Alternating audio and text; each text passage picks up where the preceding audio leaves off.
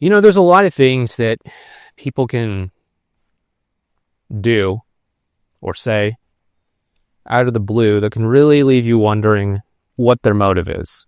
Maybe they text you some meme that only you and them know, or it's some kind of inside joke. Maybe you notice that they, made a new playlist with one of your favorite songs on it, or some special song that reminds you of them or them of you or something. Or maybe they just send you one of those ambiguous hey text message out of the blue or something like that. And you're wondering where this is coming from. What does this mean? What is this about? What is it they want? It can lead to a lot of unanswered questions. I mean, tell me if you've gotten this one. You go to bed one night, you're sleeping, you wake up the next morning and you see sometime in the middle of the night, you got a missed call from them. Of course, they didn't leave a message or anything like that, so you don't know what they wanted, you don't know what the whole reason or situation behind it was. And maybe you try to text them back, hey, I missed your call, what's going on? Or, something along those lines. And they don't respond. Things like that can gnaw away at you, But what is this all about?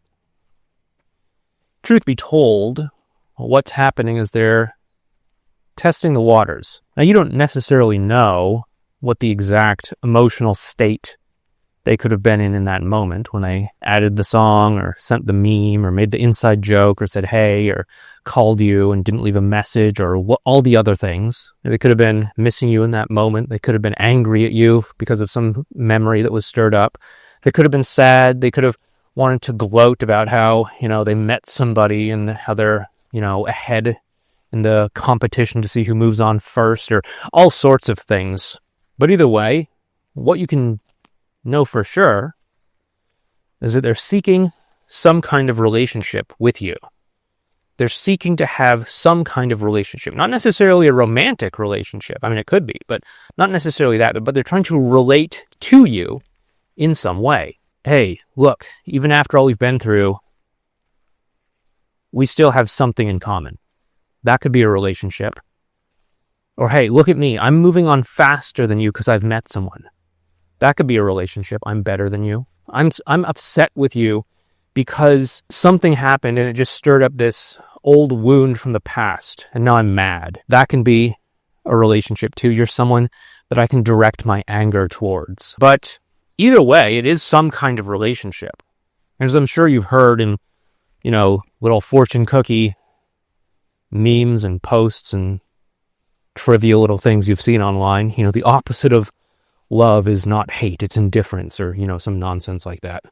But, in a way, it's true. If they're feeling something toward you, if they're trying to relate to you in some way, then you still matter to them. And as long as you still matter to them, then there is the possibility that you can twist and pivot that sentiment that they feel towards something better, towards forgiveness, towards acceptance, towards more connection, towards understanding, towards compassion, towards something like that. And of course, from there, you can pave the path towards getting back together. It's not impossible. It's happened to a lot of people. Seen it happen many times with clients. But basically, when they're reaching out like that, they're seeking a relationship, and they're also doing something else. They are testing the waters. They're testing the waters to see where you are at, especially if the two of you haven't been in contact for a while. They're testing the waters to see where you're at.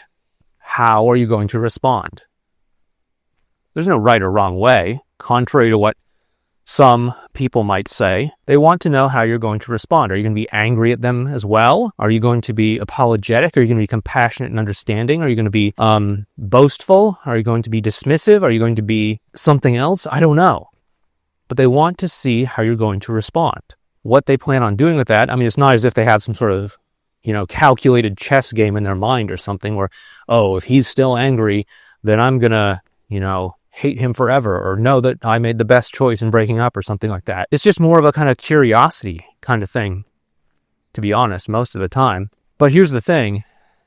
You can respond however you want to, but probably if you do want to seek to deepen that relationship, whatever it might be, you're going to want to respond as the kind of person who they could see themselves being in a relationship with. Because however they take it, whatever role they're trying to cast you in, however they're trying to relate to you, whether it's through anger, disappointment, rage, competition, even loneliness, whatever. If you're showing up as someone who's patient, compassionate, understanding, empathic, grounded, and all of these many things that most of us probably think of when we think of the person that we want to spend the rest of our lives with, if you show up as that, they're going to have a really hard time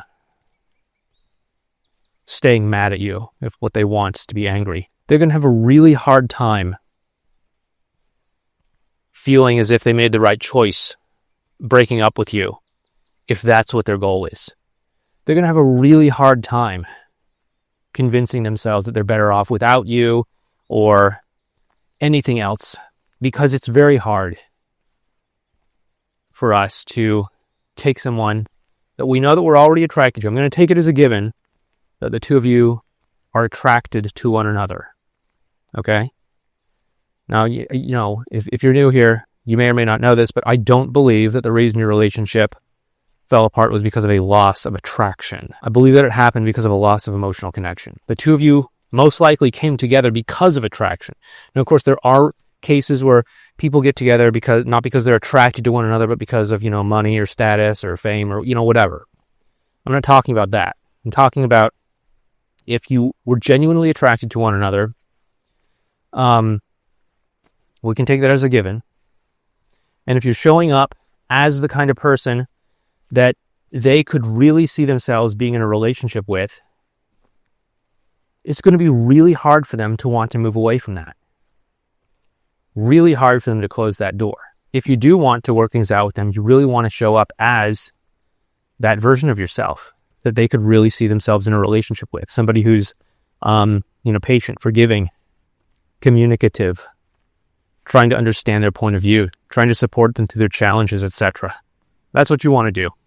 Of course, where you go from there depends on a lot of things, but that's how you respond to that particular thing when they're testing the waters to see where you're at.